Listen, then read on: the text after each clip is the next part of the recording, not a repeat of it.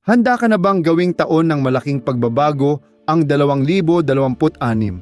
Bago pa man dumating ang bagong taon, may 10 makapangyarihang hakbang kang pwedeng gawin para ihanda ang sarili mo sa tunay na tagumpay, kaligayahan at paglago.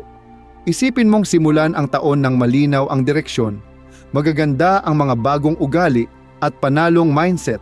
Isipin mong bitawan ang lahat ng nagpipigil sa iyo at sa wakas, kunin mo ang kontrol sa buhay mo. Sa video na to, pag-uusapan natin kung paano hubugin ang mindset, matutong ng bagong skills, ayusin ang kalusugan at maghanda para sa hinaharap. Samahan mo ako dahil bawat hakbang dito ay ginawa para tulungan kang maging mas matatag, mas matalino at mas kumpiyansang bersyon ng sarili mo. Tara na, simulan natin. Gawing taon ng tunay na pagbabago ang 2026. Number 1. Isulat mo kung ano ang gusto mo sa 2026. Isa sa pinakamalaking pagkakamali ng mga tao ay nabubuhay ng walang linaw. Isipin mo yon. Magbibiyahe ka ba ng walang destinasyon? Siyempre hindi. Pero ganyan eksakto ang nangyayari sa buhay mo kapag hindi mo nililinaw kung ano talaga ang gusto mo. Bago mag-2026, maglaan ka ng oras mag-isa at tanungin mo ang sarili mo. Ano ang gusto ko para sa taon na to? Huwag mong madaliin. Bigyan mo ang sarili mo ng space para isipin kung ano ba talaga ang mahalaga sa iyo. At kapag klaro na, isulat mo yon. Iba ang dating kapag nailalagay mo sa papel ang goals mo. Kapag nasa isip lang sila, puro idea lang. Pero kapag naisulat mo, naging totoo na sila. Nakikita mo, nahahawakan mo, at nagsisimula ng maghanap ng paraan ang utak mo para makamit yon.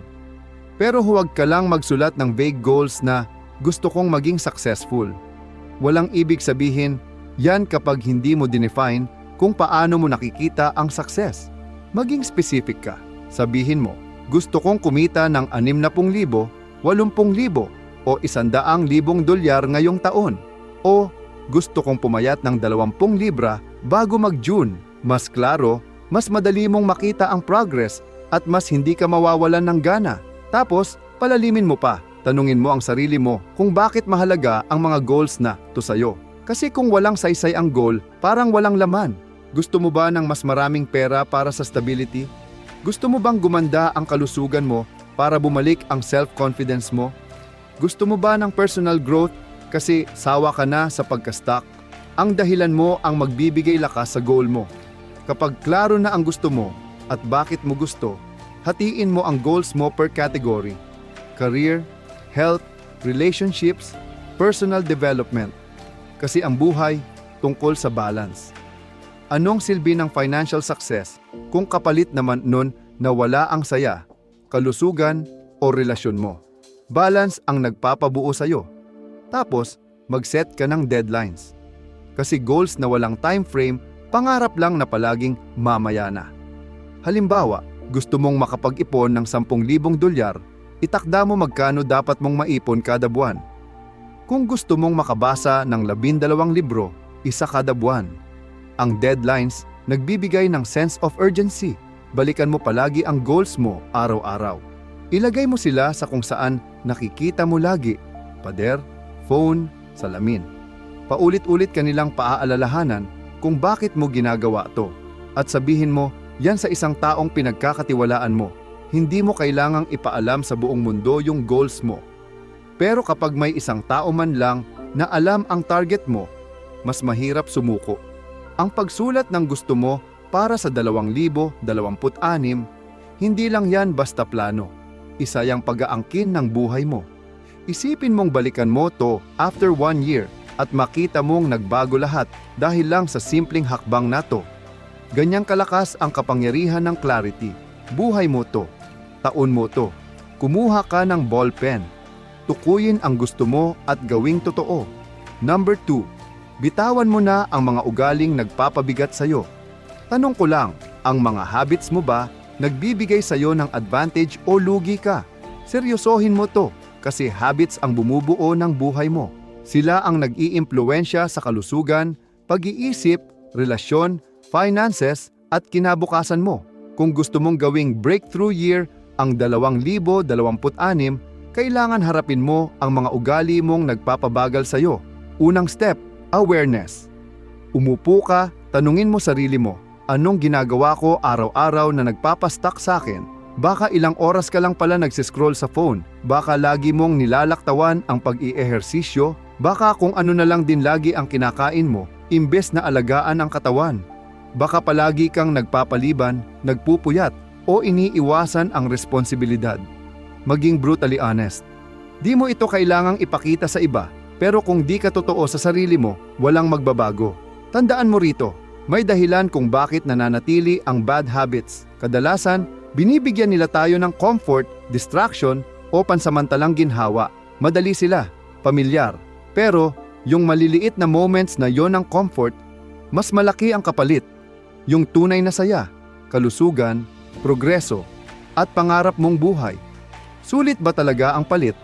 Kapag nakilala mo na ang bad habits mo, huwag mo lang subukang tigilan. Kadalasang hindi yon gumagana. Palitan mo sila. Ang habits kasi, patterns lang yan. Kailangan lang ng kapalit. Kung nasasanay kang mag-scroll, palitan mo ng pagbabasa, pag-aaral, pagsusulat o paglalakad. Huwag mo lang sabihing, tigilan ko to. Dapat, kapag naramdaman kong gusto ko uli, ito ang gagawin ko imbes. I-focus mo sarili mo sa gagawin mo, hindi lang sa iiwasan mo. Magsimula ka sa maliit. Hindi mo kailangan baguhin ang buong buhay mo sa isang araw. Gusto mong kumain ng mas healthy? Huwag biglang sabay-sabay ang lahat. Simulan mo sa pagtanggal ng isa, tulad ng soft drinks o matatamis. Ang maliliit na panalo, nagdadala ng confidence, at ang confidence, nagdadala ng malalaking pagbabago. Accountability din malaking tulong. Kapag may ibang taong nakakalam ng layunin mo, mas mahirap bumalik sa luma mong ugali. I-track mo ang progress mo. Isulat, gamitin na app, kahit ano. Kapag kita mong gumaganda ang record mo, mas ginaganahan ka. At kung sakaling magkamali ka, huwag mong sisihin ang sarili mo. Ang pagbabago, hindi linear. Laging may setbacks ang growth. Ang mahalaga, kung gaano ka kabilis bumangon. Huwag sumuko dahil lang nagkamali ka minsan. Ang kinabukasan mo, nakasalalay sa kakayahan mong magpatuloy. Ngayon, pag-usapan natin yung emosyonal na parte. Hindi komportable ang magbago ng masamang habit. Hindi palaging masarap sa pakiramdam. May mga araw talagang frustrated ka, pagod, o natitempt bumalik sa dati. Diyan ka pinakalalago. Paalalahanan mo sarili mo kung ano ang pinagtatrabahuhan mo. I-imagine mo yung sarili mo sa 2026 na napagtagumpayan na ang mga habits na yan. Isipin mo kung gaano na siya kalakas, kabuo, kumpiyansa. Hayaan mong hilahin ka ng vision na yon pag nawawala ang motivation mo. Habang pinalitan mo na ng magagandang ugali ang dati, mapapansin mong lumalakas ang kumpiyansa mo. Tumitibay ang disiplina.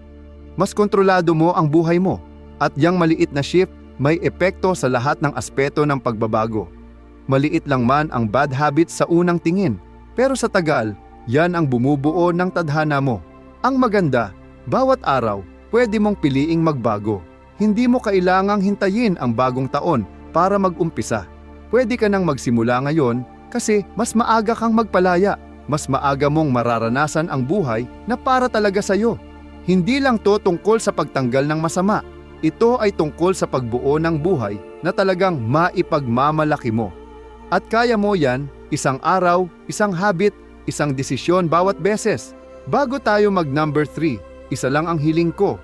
Kung pwede, kahit isang segundo, like mo o i-hype ang video. Malaking tulong yon para sa ibang taong baka kailangan din ng message na to. Salamat. Number 3, simulan mo nang maghanda para sa financial future mo.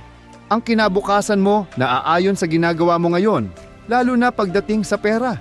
Ang pag-iipon, hindi lang yan basta may extra kang pera sa bangko. Ito ay tungkol sa stability, freedom, at peace of mind. Kapag hindi mo sinimulan mag-ipon ngayon, ikaw ring future self mo ang mapapahirapan. Totoo lang, walang ibang magsasagip sa'yo pagdating sa pera. Hindi gobyerno, hindi trabaho, hindi swerte. Responsibilidad mo to. Una, linawin mo kung bakit mahalaga ang pag-iipon. Isipin mo ang buhay na gusto mo.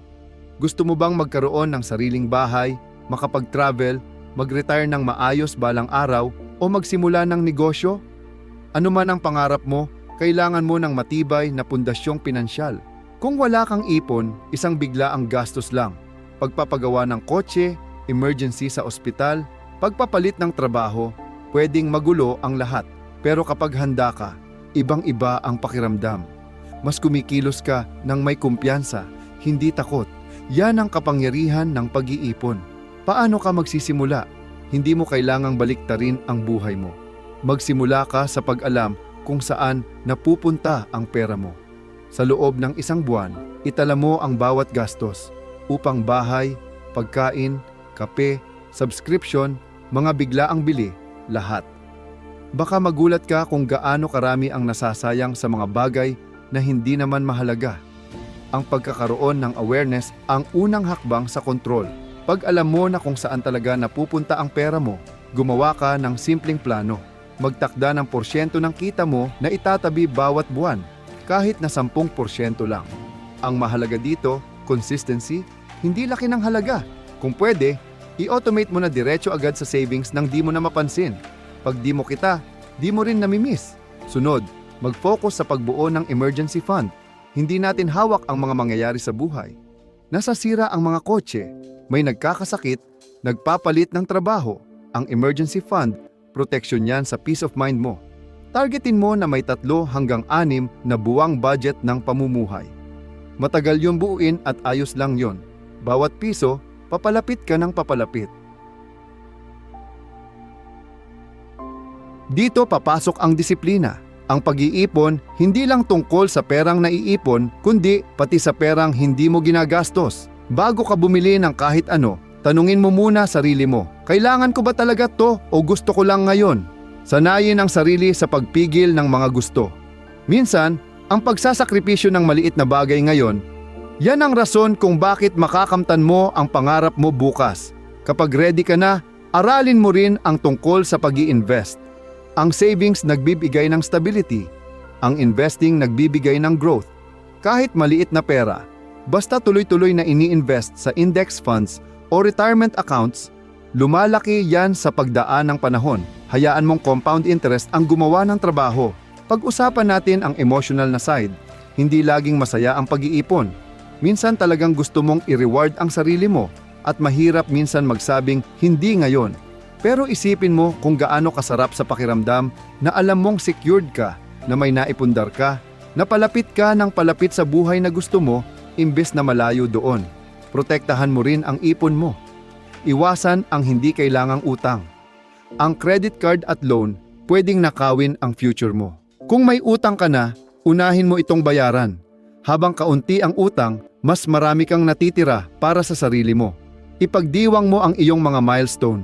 Hindi ibig sabihin nito na hindi ka na mag-i-enjoy. Ang ibig sabihin, marunong kang mag-enjoy ng responsable. Tandaan mo ito, ang pag-iipon ay hindi lang tungkol sa pera. Tungkol rin yan sa kalayaan. Kalayaan na pumili, kalayaan na huminga, kalayaan na mabuhay ayon sa gusto. Kapag nag-iipon ka, sinasabi mo sa sarili mo, ako ang may hawak ng future ko. Huwag ka nang maghintay ng tamang panahon. Ang best time magsimula, ngayon. Ang bawat piso na naitatabi mo ngayon, binubuo ang buhay na mabubuhay mo bukas. Magpapasalamat ang future self mo na nagsimula ka. Pang-apat, maglaan ng oras para balikan ang nakaraang taon. Ang pagninilay, pinakamakapangyarihang tool sa growth. Pero karamihan, hindi ginagawa. Ang bilis ng buhay, tuloy-tuloy lang, taon-taon. Walang hintong pagtanaw kung ano na nga ba talaga ang nangyari. Pero paano mo malalaman kung ano ang dapat ituloy, baguhin o tigilan kung di ka babalik tanaw? Bago sumapit ang 2026, bigyan mo ng regalo ang sarili mo, regalo ng pagninilay. Humanap ng tahimik na sandali, ikaw lang at ang iyong mga iniisip, tanungin ang sarili. Ano ang nangyari ngayong taon? Isulat mo. Ang mga nagawa mo, pagkakamali mo, progress mo, setbacks mo. Kapag naisulat mo, mas malinaw mo na nakikita, mas madali nang harapin. Simulan sa mga panalo mo. Ano ang mga na-accomplish mo? May natutunan ka bang bago? Naabot mo ba ang ilang goal? May nalampasan ka bang mahirap o kaya naman ay nagpursigi ka lang kahit mahirap? I-celebrate mo yan. Marami masyadong dumadaan sa achievements nila, hindi man lang pinapansin. Maglaan ng saglit para maging proud. Pinaghirapan mo yan. Ngayon, tingnan ang mga hamon. Saan ka nadapa? Baka may hindi ka natapos. Baka hinayaan mo ang takot na pigilan ka. Baka may mga hadlang na dumating na di mo inaasahan. Huwag mong husgahan o ikahiya ang sarili mo. Sa halip, itanong, ano ang natutunan ko rito? Ang pagkakamali ay hindi bigong-bigo. Mensahe lang ito. Tinuturo kung ano pa ang dapat ayusin. Ang totoong failure lang ay yung hindi natutunan ang leksyon. Magpakatotoo ka sa prosesong ito. Ang pagninilay, nangangahulugan ng pagharap sa hindi komportableng katotohanan. Baka masyado kang natutokso sa distractions. Baka nanatili ka sa isang sitwasyong nakakadurog. Baka hindi mo naibigay ang best mo. Hindi ito tungkol sa guilt, kundi sa growth. Pakinggan mo rin kung paano mo naramdaman ang taon. Nagkaroon ka ba ng fulfillment, stress, gratitude, lungkot, excitement o pagka-drain? Ipinapakita ng feelings mo kung ano ang nakaka-align sa'yo at ano ang hindi. Kung ang trabaho, relationship o ugali ay pawang nagpapasama sa'yo, sign yon na kailangan ng pagbabago. Silipin mo rin ang mga taong nakapaligid sa'yo. Sino ang sumuporta, nagpalakas loob, tumulong mag-grow? Sino naman ang nagdala ng negativity, stress o pag-aalinlangan? Ang environment mo tumutulong mag-champion ng mindset mo. Ang pag-move forward, minsan, nangangahulugan ng pag-let go. Hindi tungkol sa pagbabad sa nakaraan ang reflection. Gamitin mo yon para sa susunod na hakbang. Isipin mo, ano ang gusto mong dalhin papasok ng 2026 at ano ang dapat nang bitawan? Baka habit, mindset, takot o maging ilang tao. Mahirap mag-let go pero kailangan kung gusto mo nang mag-evolve. Isulat ang mga lesson na natutunan mo ngayong taon. Ang lessons na, yan, mga hagdang papaakyat para sa kung sino ka na magiging. Kung natutunan mong mahalaga ang disiplina, mag-commit ka na maging consistent. Kung boundaries ang natutunan mong importante, simulan mo na ito. Gawin mong roadmap ang reflection mo. At tandaan ang pasasalamat. Kahit gaano pa kahirap ang taon, laging may bagay na pwede mong ipagpasalamat. Kalusugan, paglago, lakas, resilience, mga aral na nakuha mo. Ang gratitude, ililipat ang focus mo mula sa kulang patungo sa mas makahulugan. Panghuli, magdesisyon kang gumawa ng mas mabuti. Ang pagninilay na walang aksyon, wala ring kabuluhan. Gamitin mong jumping point ang napagdaanan mo para gumawa ng malinaw na steps papuntang 2026. Hindi ito tungkol sa pagiging perpekto. Progress lang. Dalhin ang gumana, bitawan ang hindi, at pumasok sa bagong taon na mas malinaw at mas kumpiyansa. Ang paglingon ay hindi pananatili sa nakaraan, kundi pag-aaral mula rito. Sa pagbabalik tanaw, binibigyan mo ng direksyon ang sarili mo. Binibigyan mo ng kapangyarihan, ng paglago. Huwag mong hayaan na maging blur lang ang nakaraang taon. Mag-reflect at harapin ang 2026 na mas matatag, mas matalino at mas nakatutok kaysa dati. Numero 5, mag-focus ka sa personal na pag-unlad. Ang personal na pag-unlad, hindi lang basta-basta nangyayari. Isa itong desisyon na ginagawa mo araw-araw. Kung gusto mong gawing taon ng tunay na pagbabago ang 2026, dapat unahin mo na ngayon pa lang ang iyong pag-unlad. Yung bersyon ng sarili mo na sasalubong sa bagong taon, dapat mas matalino, mas malakas, at mas may kakayahan kaysa sa ikaw ngayon. Ang pag-unlad ang pundasyon ng lahat ng gusto mong makamit, at nagsisimula ito sa pagsasabi mong gusto mong maging mas mabuti. Simulan mo sa pagde-define ng ibig sabihin ng personal na pag-unlad para sa iyo. Hindi ito tungkol sa pagkumpara sa iba o sa pagiging perpekto. Ang pag-unlad, tungkol ito sa pagiging pinakamahusay na bersyon ng sarili mo. Tanungin mo sarili mo, aling mga aspeto ng buhay ko ang kailangan pang i-improve? Baka mindset mo, baka health mo, disiplina, mga skills mo, o relasyon mo. Isulat mo yan. Nagdadala ng direksyon ang linaw. Simulan mo sa mindset mo kasi lahat nagsisimula doon. Paano ka tumutugon sa mga pagsubok, bigo, at oportunidad? Kung default mong sagot ay negativity, duda, o pagsuko, yun ang unang bagay na dapat mong baguhin. Ang growth mindset, nakikita ang bawat failure bilang aral at bawat hadlang bilang pagkakataon para tumibay. Paligiran mo sarili mo ng mga libro, video, mentor at environment na nakaka-inspire ng pag-unlad. Pakainin mo ang isipan mo ng mga bagay na nagpapalakas sa'yo. Sunod, mag-invest ka sa skills mo. Ano ang gusto mong matutunan sa 2026? Baka gusto mong mag-level up sa trabaho, baka gusto mong matuto ng bagong wika, o maging bihasa sa isang creative skill, o magtayo ng negosyo. Galing ang pag-unlad sa pagkatuto, pag-usisa, at tuloy-tuloy na pagpapabuti sa sarili. Kahit 20 minuto lang, bawat araw na may focus sa meaningful learning, pwedeng baguhin ng bonggang-bongga ang buhay mo sa pagdaan ng panahon. Mahalaga rin ang physical health mo. Hindi ka pwedeng umunlad mentally or emotionally kung palagi kang pagod, drained, o hindi healthy. Kumakain ka ba ng pagkain na nagbibigay ng energy sa'yo? Kumilos ka ba? Sapat ba ang tulog mo?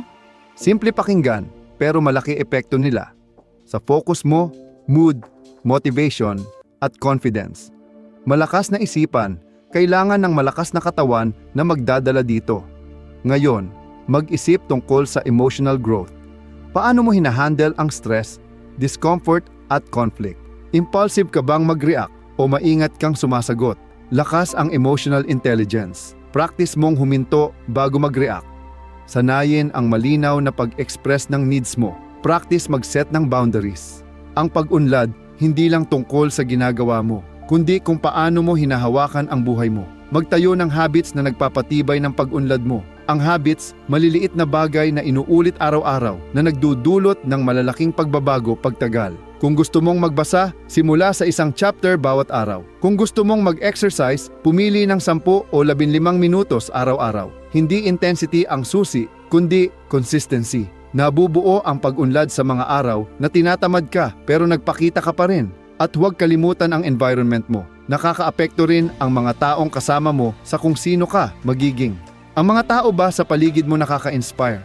Hinahamon ka? Suportado ka? O baka sila yung humihila pababa, nagpapagod, umaagaw ng focus mo sa tunay mong goal? Minsan, kailangan mo ring iwan ang mga sitwasyon o tao na hindi na aligned sa kung saan ka papunta. Gawing bahagi ng proseso mo ang reflection. Tanungin mo sarili mo bawat araw. Ano natutunan ko ngayon? Ano pwede pang i-improve bukas? Makakatulong ang journaling para makita ang patterns, subaybayan ang progress, at manatiling intentional. Mag-set ng specific goals para sa growth mo. Huwag lang sabihing, gusto kong umunlad. I-define mo kung ano ang itsura ng pag-unlad para sa'yo. Gusto mo bang maging mas may tiwala sa sarili? Umayos sa communication, dagdagan ang knowledge mo, patibayin ang disiplina mo, maging malinaw, at hatiin sa maliliit, achievable na steps. At pinakaimportante, magpakatatag sa sarili. Hindi straight line ang growth. May mga araw na parang stuck ka, mga araw na walang nagbabago. Pero bawat maliit na hakbang, progress na yan. Bawat effort, mahalaga. Hindi lang isang bahagi ng buhay mo ang apektado ng personal growth. Lahat yan magbabago. Pag ikaw ay umunlad, lalaki ang opportunities mo, tataas ang confidence mo, titibay ang mindset mo, giginhawa ang kinabukasan mo. Gawing prioridad ang personal growth ngayon at sasalubungin mo ang 2026 bilang pinakamalakas mong bersyon. Ang best time para magsimulang mag-grow ay kahapon. Ang second best time ay ngayon na. Numero 6. Magpatawad at bitawan ang nakaraan. Kung gusto mong gawing taon ng kapayapaan, pag-unlad, at tunay na progreso ang 2026, hindi pwedeng lampasan ang hakbang na to. Ang patuloy na paghawak sa sakit, sama ng loob o pagsisisi, magpapastock lang sa'yo. Hindi ka makakaabante kung nakakabit ka pa rin sa nakaraan. Ang letting go, posibleng isa sa pinakamahirap na gagawin mo, pero pinaka-liberating din. Simulan mo sa pagtanggap kung ano ang nakasakit sa'yo. Baka may nag-traitor sa'yo. Baka may nangyari na nagpakasakit, nagpabagsak, o nagpakasama ng loob mo. Baka ikaw mismo may bit-bit na guilt mula sa sarili mong mga maling desisyon. Anuman, yan, huwag mong ibaon. Hindi mo pwedeng bitawan ang hindi mo kayang harapin. isulat mo. Yung mga tao, yung mga sandali, yung mga nararamdaman mo. Ang pagsulat, nakakabawas ng bigat sa puso. Unawain mong mabuti. Ang pagpapatawad, hindi ibig sabihin na okay lang ang nangyari. Hindi mo ito binibigyang katwiran, nakakalimutan, o pinapalampas lang. Ang pagpapatawad, ibig sabihin ayaw mo nang hayaan kontrolin ka ng nakaraan. Para sa iyo yon, hindi para sa kanila. Ang pagkulong sa sama ng loob, parang ikaw na rin ang gumagapos sa sarili mo. Ang pagpapatawad, kumakalag sa mga gapos na yon. Baka sabihin mo, hindi sila karapat-dapat patawarin. Siguro totoo, pero ikaw, deserve mo ng kapayapaan. Tuwing pinananatili mo ang resentment, hinahayaan mo pa ring makaapekto sa buhay mo ang sitwasyon o ang tao na yon. Pag nagpatawad ka, binabawi mo ang kapangyarihan mo. Pinipili mong maghilom sa halip na manatili sa sakit, umunlad imbis na mapako sa pain, at mamuhay ng may kapayapaan imbis na galit. Proseso ang pagpapatawad, hindi switch. Hindi mo kayang isuko agad lahat. Ayos lang yan. May mga sugat na kailangan ng panahon. Ang mahalaga, araw-araw pipiliin mong dahan-dahang bitawan ito. Huwag hayaang lapatan ng nakaraan ang kinabukasan mo. Ngayon, pag-usapan natin ang pinakamahirap, ang pagpapatawad sa sarili. Madalas, sobrang istrikto tayo sa sarili natin. Siguro nagkamali ka, siguro nabigo, siguro may nasaktan, siguro hindi ka naging ganun kaayos tulad ng inaasahan mo. Pero tandaan mo to, hindi ikaw ang iyong nakaraan. Nakalipas na iyon, hindi mo na mababago. Ang kaya mo lang gawin ay mag-aral mula rito at gawin ng mas maayos sa susunod. Bitawan ang hiya. Dalhin ang aral, iwanan ang bigat. Minsan, hindi tao ang kailangang bitawan kundi mga expectations. Baka hindi nangyari ang plano mo sa buhay. Baka iba ang kinahinatnan ng kwento mo. Hindi ibig sabihin, failure na agad. Nagbabago ang buhay. Uunlad ka, mag-a-adjust ka, at yan ang tunay na lakas. Ang letting go, gawa ng pagmamahal sa sarili. Hindi mo deserve buhatin ang lumang sakit. Pag nag-let go ka, binibigyan mong lisensya ang sarili mong mabuhay uli. Huminga uli, gumawa ng bago. Parte rin ng letting go ay ang pagbitiw sa kahit anong bagay na hindi na nakakasuporta sa kung sino ka na ngayon. Kahit nag-invest ka na ng oras, effort at emosyon dyan. Kung naghihila pababa, panahon na para bitawan. Kapag nag-let go ka, nabibigyan mo ng espasyo ang mas maganda. Ang pagsama ng resentment, takot at regret. Parang may backpack kang mabigat sa likod mo lagi. Pinapagod ka at pinapabagal ang takbo ng buhay mo. Kapag nabitawan mo, napapalaya mo ang puso mo at kinabukasan mo. Tandaan, hindi tungkol sa nakaraan ang pagpapatawad. Tungkol ito sa kinabukasan mo. Tungkol ito sa pagbawi ng kapayapaan at kapangyarihan mo. Iwan mo ang lumipas. Patawarin ang dapat patawarin. Bitawan ang hindi na tumutulong sa pag-unlad mo. Saka ka lang makakaabante ng may lakas, linaw at layunin sa bagong buhay na naghihintay sa iyo. Tapos na ang kahapon. Huwag mong hayaang maagaw pa ang kahit isang araw ng buhay mo. Maliwanag ang kinabukasan mo, pero kailangan bitawan ang nakaraan para matuntong ka sa bago mong yugto. Numero 7, pagtuunan ang iyong mindset. Ang mindset mo, pundasyon ng lahat. Kung paano mo nakikita ang mundo, paano mo nilulutas ang problema, paano ka tumutugon sa hamon, at paano mo binubuo ang hinaharap mo. Kung gusto mong ang 2026 ang maging taon ng breakthrough mo, sa isip dapat magsimula. Ang mindset, parang salamin na ginagamit mo para makita ang buhay. Kapag iyan ay puno ng negativity, takot o kalabuan, lahat ng aspeto ng buhay mo apektado. Pero pag nag-shift ka sa mindset ng paglago, resilience, paniniwala at posibilidad, magbabago ang buong realidad mo. Una mong dapat maintindihan, mindset ay choice. Hindi lang basta-basta dumarating sa'yo. Ikaw ang bumubuo nito. Ikaw ang nagdedesisyon kung ang challenge ay pader o pagkakataon para lumago. Ikaw ang pumipili kung papayagan mong i-define ka ng setbacks o patatagin ka nito. Perspective mo ang kapangyarihan mo. Simulan sa self-awareness. Pansinin mo ang mga iniisip mo araw-araw. Paano mo kinakausap ang sarili mo? Naniniwala ka ba sa kakayahan mo o binabagsak mo na sarili mo bago pa magsimula? Ang isip mo, parang lupa, anuman ang itanim mo roon, yun ang tutubo. Magtanim ka ng negatibidad, at negatibidad ang lalago. Magtanim ka ng kumpiyansa at posibilidad, at yan ang mag-uugat. Isa sa mga epektibong paraan para baguhin ang pag-iisip mo ay sa pamamagitan ng affirmations. Kausapin mo ang sarili mo ng may layunin. Sabihin mo sa sarili mo, kaya ko, karapat-dapat akong magtagumpay. Araw-araw akong gumagaling. Kaya kong lampasan ang mga hamon. Binabago ng mga salitang ito ang paniniwala mo. Pinapalitan nila ang lumang naglilimita sa iyo ng mga kwento ng lakas. Sa pagdaan ng panahon, ang mga iniisip na ito, hindi na sila pilit, nagiging totoo na sila. Isa pa sa susi sa matatag na mindset ay ang pagyakap sa hindi komportable. Maraming tao ang iniiwasan ng hirap, iniiwasan ang matinding pagsisikap, iniiwasan ang kawalang katiyakan. Pero ang totoo, ang paglago ay matatagpuan sa hindi komportable. Tuwing hinahamon mo ang sarili mo, inilalampas mo ang limitasyon mo. Kapag lumalabas ka sa comfort zone mo, kahit konti lang lumalakas ka. At tandaan mo, ang kabiguan ay hindi pagkatalo. Isa siyang guro. Sa bawat pagkadapa, may natutunan ka. Sa bawat natutunan, mas tumatapang ka kaysa dati. Mag-practice ka rin ng pasasalamat. Binabago ng gratitude ang atensyon mo mula sa kung ano ang kulang, patungo sa kung ano ang meron. Kapag naging ugali mong napapansin ang tama, kalusugan, tirahan, aral, mga taong sumusuporta, umaangat ang pananaw mo.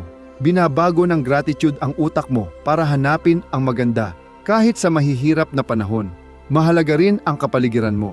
Ang mga taong kasama mo, higit pa sa alam mo ang epekto sa pag-iisip mo. Kung laging negatibo, chismis, o pinanghihinaan ka ng loob sa paligid mo, mababago talaga ang mindset mo.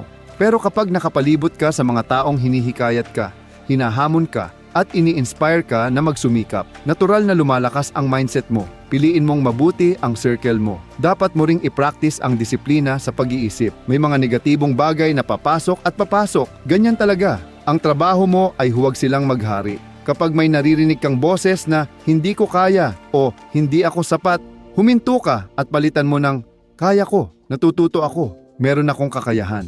Simpleng shift na ito, pero magbabago lahat paglipas ng panahon. Pakainin mo ang utak mo ng growth. Magbasa ka ng mga libro na nagpapalawak ng pananaw. Makinig ng mga podcast na hinahamon ang pag-iisip mo. Manood ng mga content na nag-i-inspire sa'yo na umangat. Kailangan ng utak mo ng tamang input para makagawa ng tamang output. At higit sa lahat, kumilos ka. Walang makakatalo sa aksyon pagdating sa pagbabago ng mindset. Aksyon ang bumubuo ng paniniwala. Kada hakbang na gagawin mo, pinapatunayan mo sa sarili mong kaya mo. Kapag mas madalas kang kumikilos, mas lumalakas ang kumpiyansa mo at nababawasan ang kapangyarihan ng takot. Maging pasensyoso sa sarili. Hindi overnight ang pagbabago ng isip, pero kung araw-araw gagawin, kahit konti lang, mag-i-evolve talaga ang pag-iisip mo. Makikita mo ang pagbabago sa tiwala mo, sa ugali mo, sa resulta mo, at sa buong buhay mo. Maniwala ka sa lakas ng isip mo. Kung ano ang iniisip mo, yun ang nagiging ikaw. Kapag naniniwala kang kaya mong umangat, aangat ka. Kapag naniniwala kang kaya mong magbago, magbabago ka. Ang isip mo ang isa sa pinakamakapangyarihang bagay na meron ka. Araw-arawin mong ayusin ang mindset mo. Kausapin mo ang sarili mo ng may lakas. Paligiran mo ng growth ang sarili mo. Yakapin ang mga hamon. Kumilos. Kapag nabago mo ang mindset mo, nabubuksan mo ang potensyal mo. At kapag nabuksan mo ang potensyal mo, ang 2026 ang taon ng pagbabago. Palitan mo ang iniisip mo at mababago mo ang buhay mo. Number 8, invest sa kalusugan mo. Ang kalusugan mo ang pinakayaman mo. Kapag wala ito, ang goals mo, dreams mo, passion mo, walang tunay na halaga. Ang pag-invest sa kalusugan mo, hindi lang ito tungkol sa haba ng buhay. Ang tunay na layunin ay mabuhay ng mas maganda, magkaroon ng sapat na lakas, malinaw na isipan, at tibay para abutin ang buhay na gusto mo. Sa paglapit ng 2026, hindi pwedeng isantabi ang kalusugan mo. Kailangan itong gawing prioridad at hindi pwedeng pinagpapaliban. Umpisahan mong alamin ang tunay na pangangailangan ng katawan mo. Lahat nagsisimula sa kung paano mo pinapakain ang sarili mo. Ang pagkain mo nagpapalakas o nagpapahina sa'yo. Kada kain ay pagpili. Inaalagaan mo ba ang katawan mo o pahirap lang? Iwasan ang processed food, sobrang asukal, at walang laman na calories. Piliin ang mga pagkaing nagpapalakas, gulay, malinis na protina, whole grains, prutas, at healthy fats. Di lang ito health foods, ito ang pundasyon ng lakas mo, focus mo, at haba ng buhay mo. Importante rin ang portion control. Ang pagkain ng healthy, hindi yan nangangahulugang pwede ng sobra-sobra. Pakinggan mo ang katawan mo. Dahan-dahan kumain. Pansinin ang gutom at pagkabusog. Ang pagkain ay fuel, hindi emotional comfort o pampalipas oras o distraction. Kasing importante ng pagkain ang hydration. Umaasa sa tubig ang katawan at utak mo para gumana. Ang kakulangan sa tubig nakakaapekto sa energy, mood, focus, lahat. Umpisahan ang araw sa pag-inom ng tubig. Magdala palagi ng bote. Gawing automatic ang hydration. Hindi pwedeng hindi gumagalaw. Dinisenyo ang katawan mo para gumalaw. Hindi kailangan ng 2 oras sa gym. Humanap lang ng kaya mo at enjoy mo tapos gawin araw-araw. Maglakad, mag-stretch, magbuhat, sumayaw, lumangoy, mag-yoga. Ang mahalaga, merong galaw araw-araw, kahit 20 minuto lang.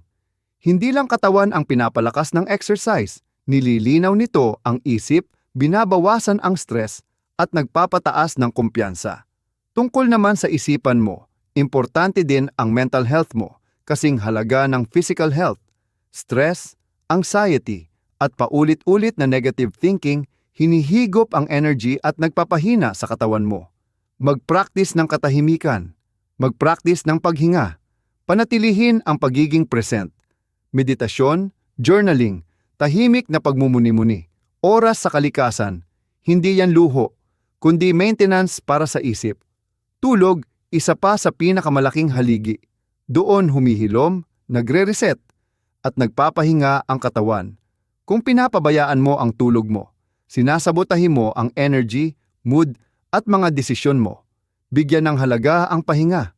Gumawa ng sleep routine. Lumayo sa cellphone bago matulog. Targetin ang 7 hanggang 16 na oras ng tuloy-tuloy. Quality na tulog. Importante din ang preventive care. Huwag nang hintayin pang magkaroon ng malaking problema bago asikasuhin ang katawan. Magpa-check up. Alamin ang nararamdaman. Ayusin agad ang maliit na problema kaysa pabayaan, lumala, maging proactive, hindi reactive. Ang pag-invest sa kalusugan, kabilang dito ang pagtigil sa mga bisyo o ugaling sumisira sa iyo, paninigarilyo, sobrang inom, labis na pagkain, constant stress. Unti-unti nitong sinisira ang buhay na gusto mong buuin. Palitan to ng mga gawain na nagpapalakas sa iyo. Hindi madali pero sulit. Importante din ang emotional well-being. Mas malaki ang epekto ng mga taong kasama mo sa kalusugan mo kaysa sa akala mo. Paligiran mo ang sarili ng mga taong sumusuporta, nag-i-inspire at hinihikayat ka na umangat. Huwag matakot lumayo sa mga tao o environment na sumisipsip lang ng energy mo.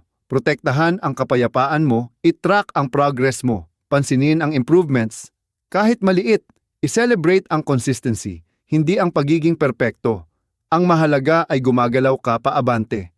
Panghuli, tandaan, ang pag-invest sa kalusugan mo hindi panandali ang hamon. Habang buhay itong pangako. Hindi ito tungkol sa instant na resulta, kundi tungkol ito sa lifestyle na sumusuporta sa greatness mo. Ang lakas, kumpiyansa at sigla na makukuha mo sa pag-prioritize ng health mo makakaapekto sa lahat ng parte ng buhay mo, relasyon, goals, kaligayahan, at kinabukasan. Kalusugan ang pundasyon, alagaan, palakasin, igalang. Nakasalalay dito ang kinabukasan mo. Number 9. Bitawan kung ano ang nagpapabigat sa iyo. Ang pagbitaw sa mga nagpapabigat, ito na siguro ang isa sa pinakamahirap pero pinakamakapangyarihang hakbang na gagawin mo sa buhay mo. Lahat tayo may dalang alaala, pagkadismaya, takot, pagsisisi o relasyon na hindi na nakakatulong. Hindi lang sila basta nakatambay sa likod. Sila ang humuhubog sa mga desisyon mo, kumpiyansa, energy, at kinabukasan. Kung gusto mong gawing taon ng pag-angat ang 2026, pakawalan mo ang mga tanikala na pumipigil sa iyo. Umpisahan sa pagtukoy sa nagpapabigat sa iyo. Maging tapat sa sarili. Relasyon ba yan na mas hinihigop ka kaysa pinapalakas? Sariling pagdududa ba na palaging sinasabing huwag sumubok? Negative habit ba na paulit-ulit mo pa rin ginagawa kahit alam mong nakakasama? Alaala ba na paulit-ulit mong binabalikan na nakakaapekto pa rin sa tingin mo sa sarili mo? Ang pagiging aware, ito ang unang breakthrough. Hindi mo mababago ang hindi mo tinatanggap. Pagkatapos,